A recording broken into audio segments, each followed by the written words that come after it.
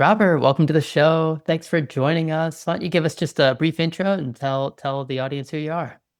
All right. I'm really excited to be on the show. Thanks, Jeff, for inviting me. Um, I am currently uh, an engineer on X.com. Previously, I was at Pinterest where I helped the company adopt GraphQL, and before that, I was on the Relay team at Meta. So Relay is a framework for building data-driven GraphQL apps. And yeah, just like throughout, I've always tried to end up on teams that do really cool dev tools like stuff. That's kind of uh, what makes me excited. And what's nice about that, I guess, is that I can be the number one user of my own of the tools that I build, which is it's fun. It's just like building a world that you like to live in a very micro way. I don't know if that answered your question in the way you expected to. I just kind of went with it. So. I love it. I love it. Yeah. I mean, it's such a privilege when you get to be both the creator of your tools and a user of it. And I feel like, I've worked in places where that's been the case, and I've worked in places where it's not been the case. And it's always preferable to have to feel like you have that lived experience that your users go through. So, Yeah, um, absolutely. I mean, there's nothing that frustrates me more than using other apps, and I can tell that the developers don't use them, um, mm.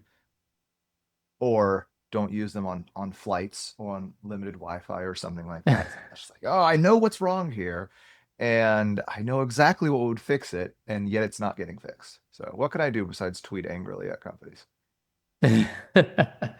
So you've made some extremely impactful additions to the GraphQL ecosystem. And I definitely want to talk about Isograph. But first, take us through your GraphQL journey from like the first experience you had with the tech through all of the stops you've made along the way, Relay, etc. So why don't you take Yeah, us through that history? cool. So I actually wasn't too familiar with GraphQL when I joined the Relay team. We had considered it at a previous startup, and the startup was, I think, maybe 6 to 10 engineers. I don't remember exactly how many at the time.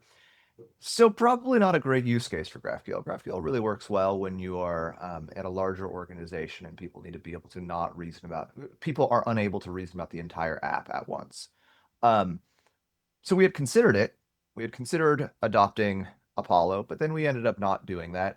Not because of Apollo or anything, just because we had other priorities. Just continuing with the current stack sort of worked well. So then I ended up at Meta, and my number one priority was to join a team that used Rust. I run the Rust NYC meetup, and I have for the last, I guess, 8 years now.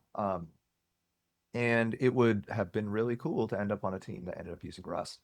And so I looked at our internal GitHub tool, Fabricator, and I sort of just I made a search for all diffs that were touching Rust files, and then I would longingly like click on the diff, click on the person, look them up in the Space View tool, find that they're in Seattle or the Bay Area or something, and sigh and go on. And then one person was based in New York, landed a commit. I was like, oh, this is great. I went, sat next to them. They were just like, 40 feet away from me. Sat down. I was like, I'm going to join your team. They're like, you should probably talk to my boss. And there did happen to be an opening in the works. And so I got to, by sheer good luck of timing, get to the front of that line and ended up on the relay team. And wasn't too familiar with GraphQL and definitely hadn't looked into relay in any amount of detail by then. But yeah, that's how I ended up in the space. So That's fascinating. I didn't realize the how deep the history of Rust was in the Relay stack. That's fascinating. Um, yeah, Tell me I more think it was about that. 2019 when I joined Meta. So it probably late 2019 that I joined the relay team, and um, they had kind of sort of completed the rewrite of the JavaScript compiler into Rust. And they were starting to work on the language server at that point in time. Um, the reason that the team ended up using Rust was not particularly that they were in love with the language or anything like that, but rather that it's a language without a lot of footguns. It's a language that they ended up finding was easy enough for folks who weren't too familiar with Rust to pick up. And it's a language that allowed you to do sort of safe concurrency at we didn't even need to do it at a micro level, at a fairly macro level. Sort of the problem with the JavaScript compiler was that as Facebook's code base grew in size, the performance of the compiler was just not keeping up. And there was no, it wasn't going to get smaller. The code base was not going to get smaller. The compiler was not going to get faster fast enough. And we couldn't parallelize the compiler because there's no good way to share memory across multiple processes in JavaScript. And so if we had multiple processes and each process did some subset of the work, well, each one would still have to keep track of the giant in-memory representation of the GraphQL schema. And that was pretty massive. So that's not going to work on developers' machines, especially, and it would still run into a limit. So the primary reason that Rust was chosen was that it allowed you to do safe concurrency and it didn't have like a lot of foot guns and was reasonably performant. That being said, Rust is an awesome language for 100 other reasons. Mhm. But yeah, that's sort of the time period at which I joined it. And Sure. to be honest, I'm not super familiar with all of the ins and outs of the decision-making process, but that's my understanding of it. And then, your next major framework level GraphQL engagement was Isograph, and that's a project that you conceived of and have been promoting. So tell us more about that. So, about that part of your GraphQL journey. Yeah. So Relay is an amazing tool. And unfortunately, there are a lot of internal tools at Meta that rely on the intricacies of Relay, which are not necessarily well maintained, but are load bearing. Um, and that makes it really hard to ship changes to Relay, especially breaking changes. So as a result, it's hard to sort of rethink certain things, even though I think that they're obvious sort of in retrospect. And Isograph is my attempt to make all of those changes to Relay that, well, all the changes that I would have made to Relay if I had a completely free hand and enough time to sort of build it out. In my opinion, the main thing that makes front-end development with GraphQL so compelling is that you can declare dependencies locally. So essentially, you have one component or function that's associated with a single fragment. And that means that you can make changes to that fragment and that component in parallel, and you're not loading the entire code base into your head to figure that out. And Relay ships with some lint rules, yeah, that ensure that if you're not using a field in a fragment, uh, if you're not using a field in a file and it shows up in that fragment, well, then it's going to be a lint error to say that, this is an unused field. And likewise, Relay generates types for that fragment. So if you try to use a field that hasn't been selected, you'll get a type error. So you have this two-way check to ensure that the fragments defines exactly the fields that are actually used by a subcomponent. And then the compiler will essentially stitch all of these fragments together into a query for a given page. So that's quite nice because if you're in a code base and you add a field to a fragment because you need to use it, okay, well, that's an easy problem. Just add it to the thing. Maybe find all the queries that this is part of and add that field to that query. But if you're removing a field from a query, and you don't have this fragment-like composition, well, then you need to find all the queries whose data flows into this subcomponent, and then reason, is anything else using this field? And that's maybe easy in some cases, maybe hard in other cases. For example, if all that data flows through something like Redux and it comes out as an option, well, you might still break the app, even though you wouldn't break the type, since there's nothing sort of automated telling you that you actually need to continue fetching or it's safe to remove this field. So as a result, there's this asymmetry where you could try to make your app slightly more efficient, but you risk breaking production by removing that field if you are wrong. Plus, it takes a lot of work to determine what's the right choice. So over time, queries and so on get bloated. They start fetching fields that aren't used or aren't provably used by the app. And Hmm. so I think that's sort of analogous to the world of CSS a long time ago. You'd have these bloated CSS files with classes and no clear way to know that like this class or an H1 within this class that's a peer to a P or whatever, like whether that actually ever applies. And so you have these CSS or whatnot files that are just filled with declarations that don't matter, and there's just no easy way to remove them. But with something like StyleX, or I guess Tailwind, it kind of also works in the same way. You just use the stuff that is you use something, and therefore, because it's used, it ends up in some sort of bundle. So that's kind of the same thing, but for data. Okay, so that's where we get to GraphQL plus Relay. Relay is that.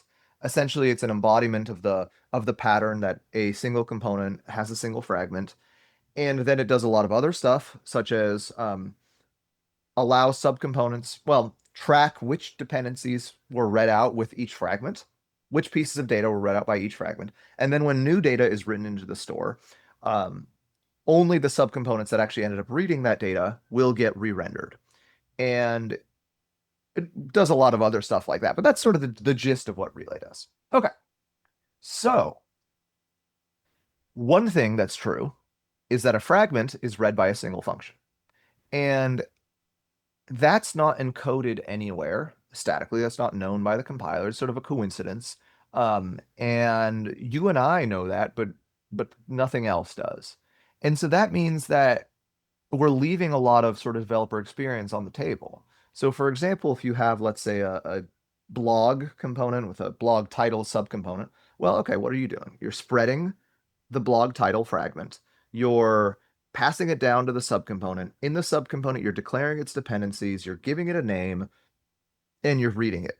All of those are necessarily going to be the case just because you have a fragment, just because you want to render the title subcomponent. Well, it needs, all that follows from that. But because we don't know that there's a one-to-one relationship between these two, there's no, we have to do all that stuff manually.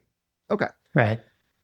So the main thing that Isograph, the main innovation, I guess, that Isograph gives you is the realization that because these are one-to-one, we can remove all of that boilerplate and essentially just have the blog title subcomponent be a field on the schema.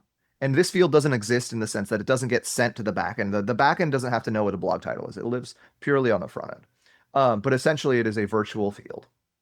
So Hmm. in your The blog component component, itself is a virtual field. yes, exactly. Yeah. Yeah, yeah. Okay. Um, so your blog component, which is itself a field, but will select the blog title component, and then when you receive the results of reading that fragment, what you will get is essentially a component that you can then directly render. And so that's nice because one, you're not passing any fragment data down. You're not worried about anything else.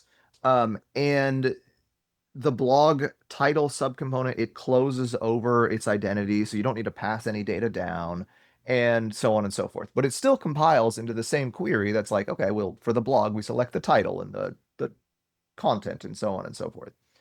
Is it Um, fair to say then like the component essentially is metadata? Or is it the other way around?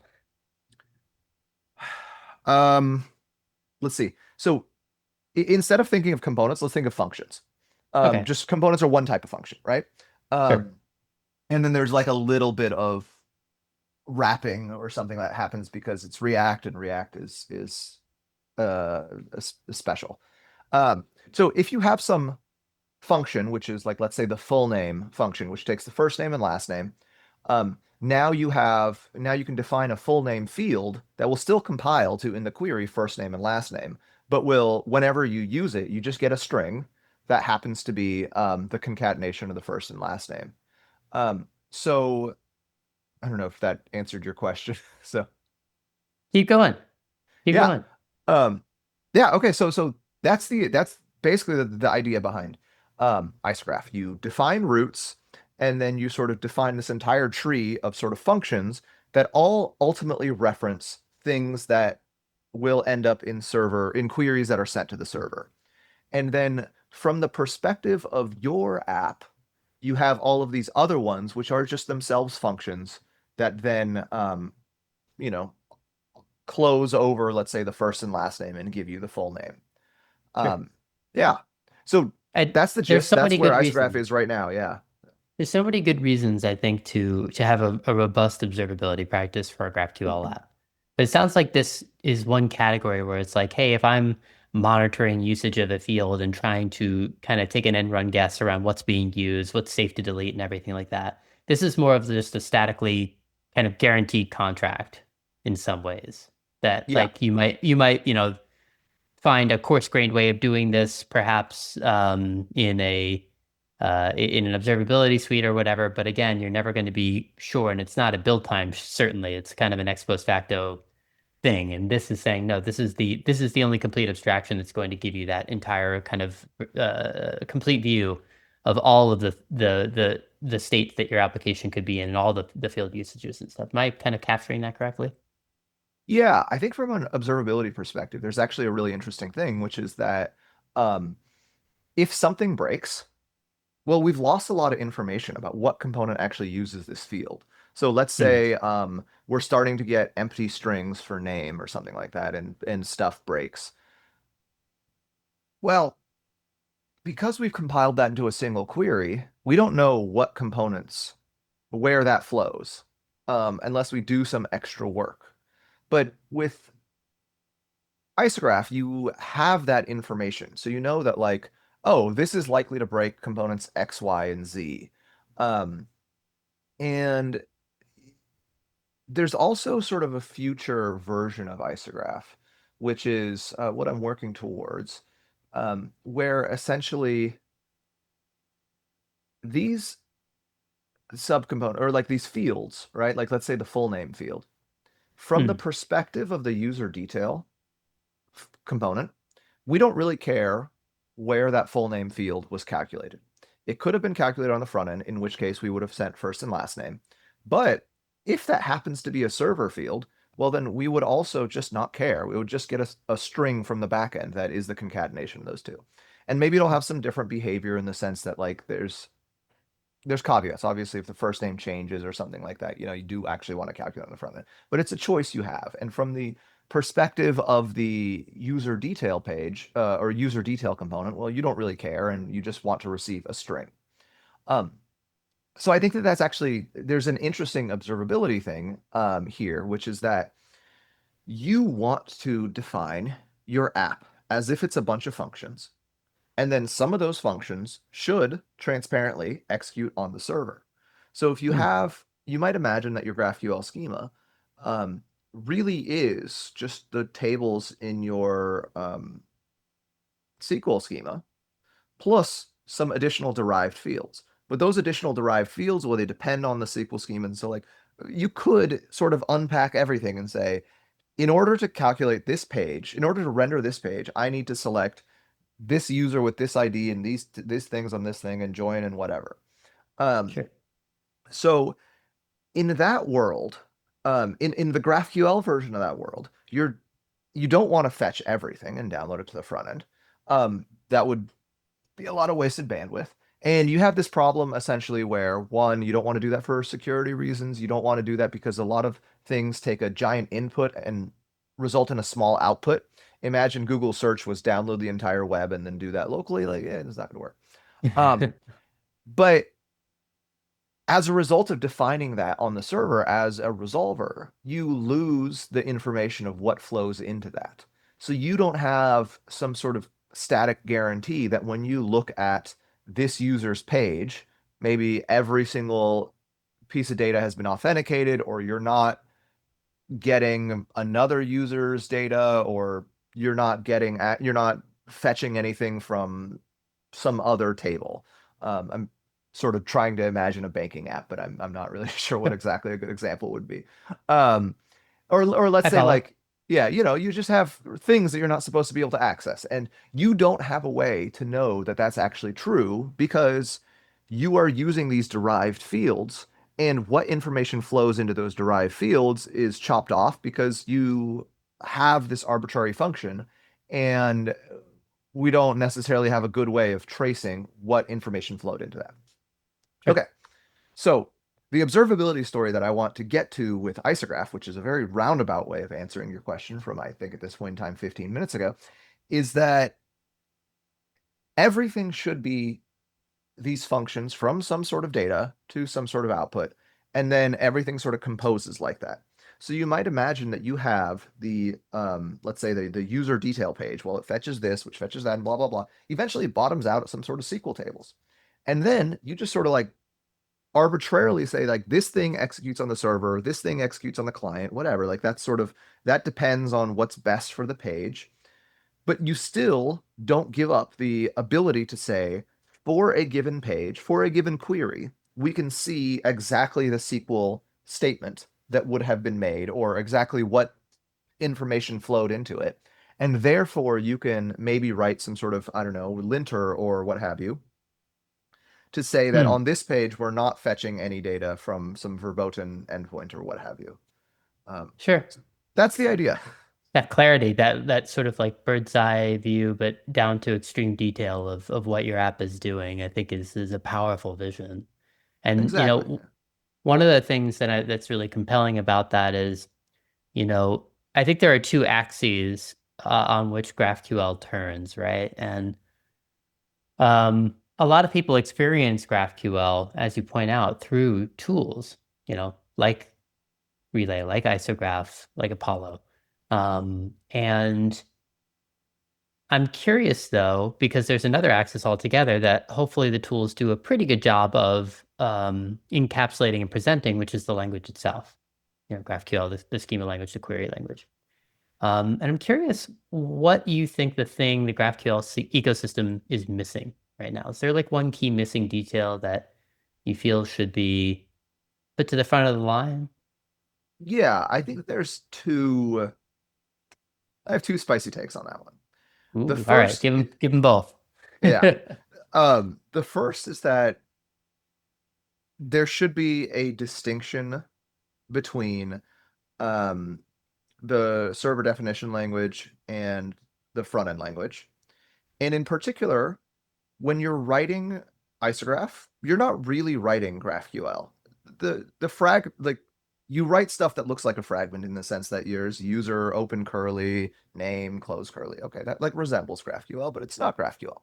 Mhm. Um, and I think that if we had this clear separation between the SDL and sort of the operation definition language, um, then it would be more natural to write a completely new arbitrary front end to GraphQL that just happens to generate GraphQL queries. And in particular, one of the things that Icegraph does is it gives you that fragment-like composition. You're just selecting the, let's say the user or the blog title fragment on the blog component. And under the hood, you could model that as a fragment that's spread into something else. Or you could just inline that fragment yourself and generate the query with no fragments. So fragments, fragment spreads, those are all part of the operation definition language. But as opposed to I guess there's three languages here. Yeah, okay. It's a confused mess, I think. But like the point is, we have this query that we're fetching, and that query has all the fragments that are already inlined. And anything can generate that and result in and give you a lot of the same benefits of GraphQL. So in particular, the main benefit of GraphQL, I think, from a front end perspective, is the fact that you have co-location of dependencies and fragment-like composition, right? Yeah. I'm giving you that, but there's no triple dot in Isograph. Um, and I think that that's a reasonable thing to do. I think there's a lot of things in the GraphQL language which you don't necessarily. I mean, they're decisions, and the spec moves slowly, and I think that we can. The more these two things are, the more these languages are. Well, these three phases, I guess, are clearly delineated. The more experimentation you can have, sort of, especially on the front end side. Um, Yeah. Okay. So front ends to GraphQL, useful. You can get a lot of the benefits of GraphQL without the disadvantages of, or like the specific decisions of GraphQL. Sure. Specific decisions such as, um, I think, and in Isograph this is the case, that refining from an abstract type to a concrete type, um, that and fragment spreads for that matter, those should all just be fields. on the fragment instead of, well, I mean, the GraphQL doesn't really have an opinion on like what happens when you read the fragment, right? Like there's no opinion on like how do you turn this into JSON.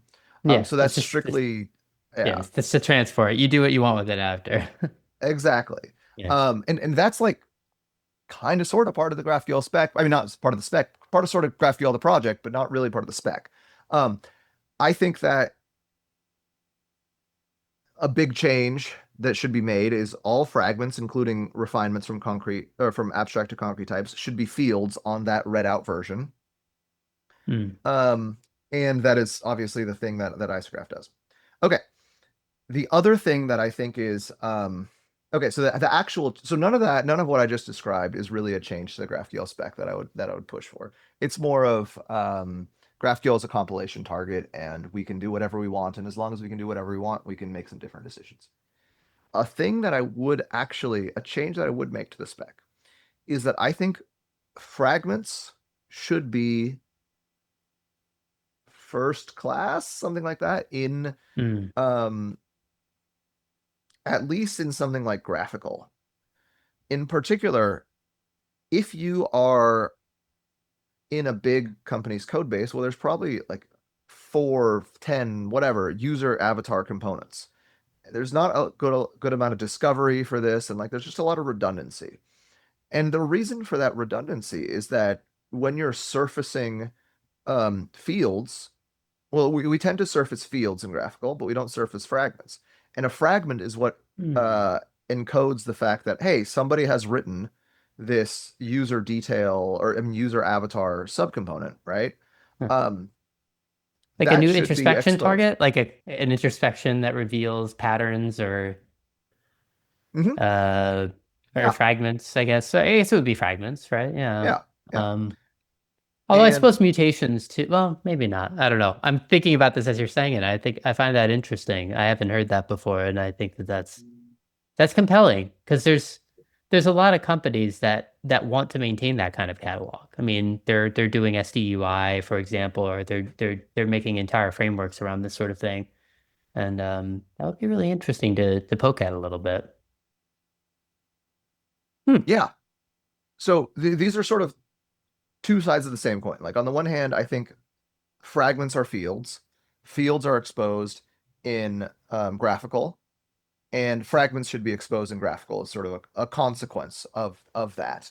And yeah, exactly. That advantage is that like it helps you discover sort of things that are derived, which themselves anyway. So if fragments are fields and or fragments define fields essentially, and then you can arbitrarily move that execution to the server, well, now you have this thing that unites traditional GraphQL resolvers with a GraphQL resolver that happens to execute on the front end because it's written in the same language as your client.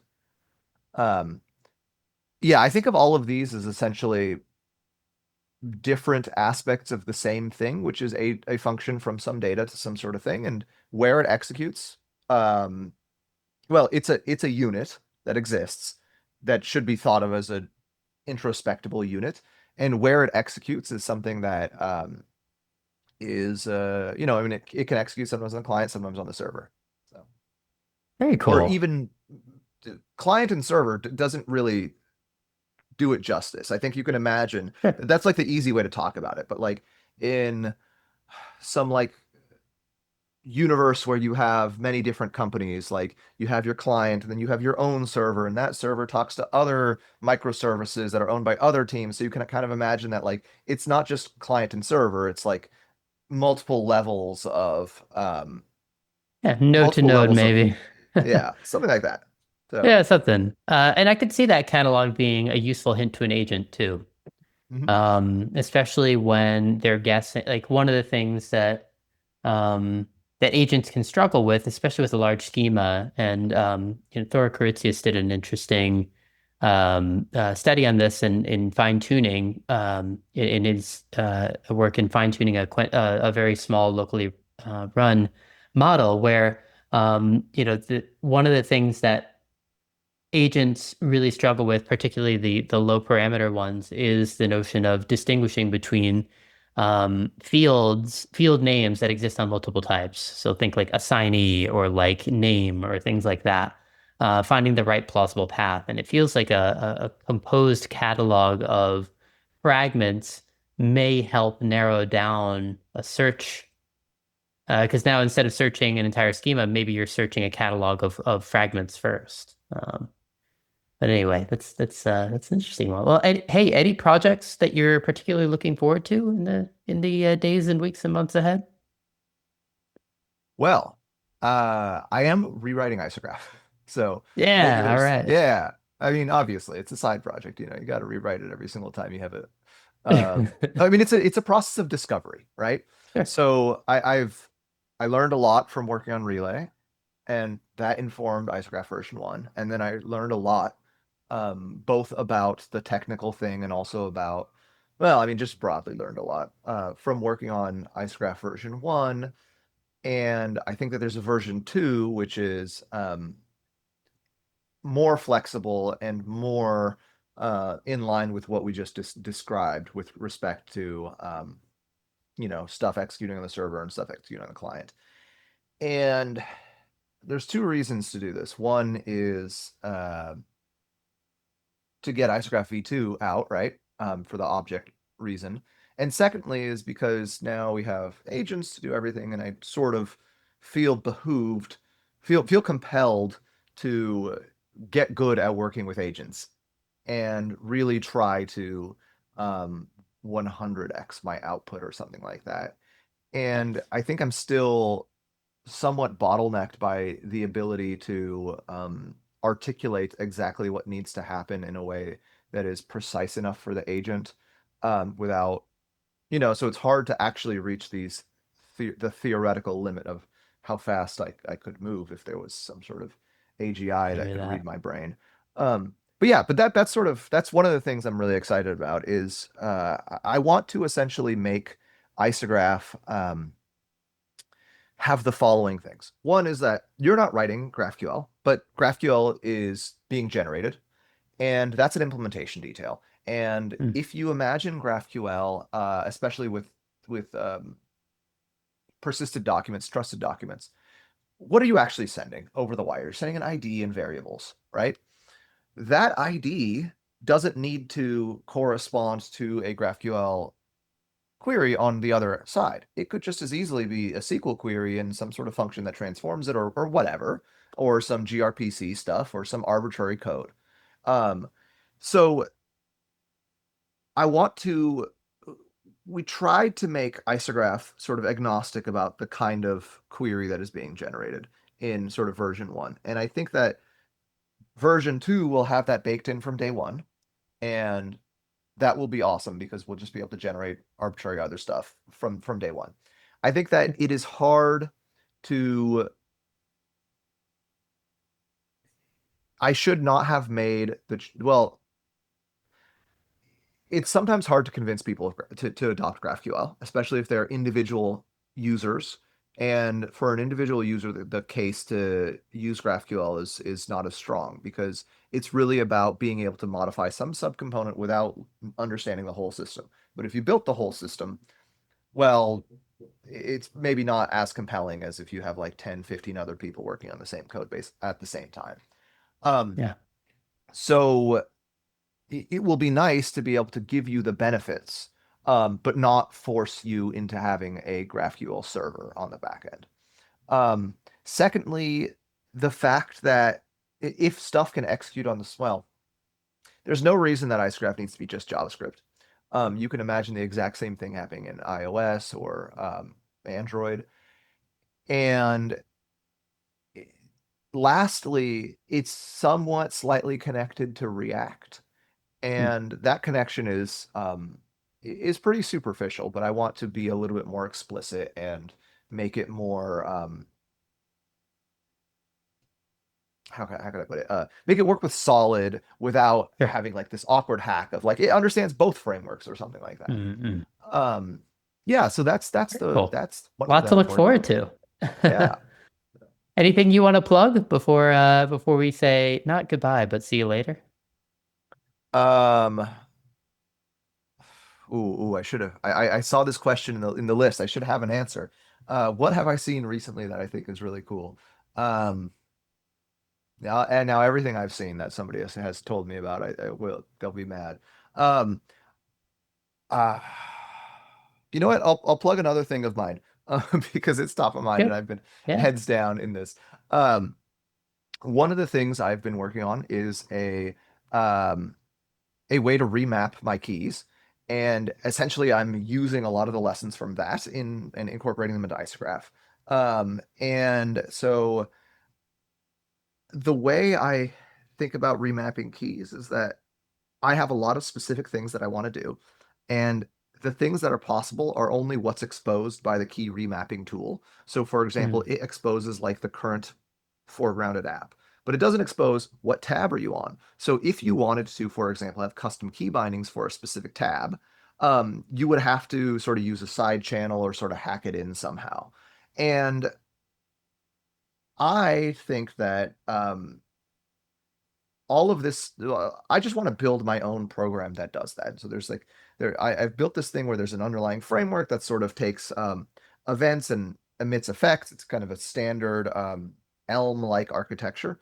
And then Ooh. it sort of knows about all of these different sources of data, and then I can just bind whatever I want to whatever different state. And I think that's nice because on the one hand, like my carabiner config from the before times was multiple tens of thousands of lines long. And like Wow. that's not I thought maintained I well. was bad into carabiner. Yeah. That is Yeah. incredible. Yeah, I mean I tried to it was the first thing I did when I broke my wrist and decided that I couldn't really type very well. So I decided to go all in and build myself some cool agentic tools. One of those was this thing, and the previous version of this involved an agent sort of trying to update this carabiner JSON, completely choked on it. So I ended up sort Oh, of building out yeah. more and more tools like unit tests and so on, and like CLI things that would make certain modifications while maintaining other invariants. But in the end, the best version of that is just a program. And I think that like configuration driven things are nice because maybe it lowered the bar for somebody to use the program. But one, Great. I don't really care about that. Two, now we have agents who are perfectly capable of writing programs. And three, that gives you just a lot more power.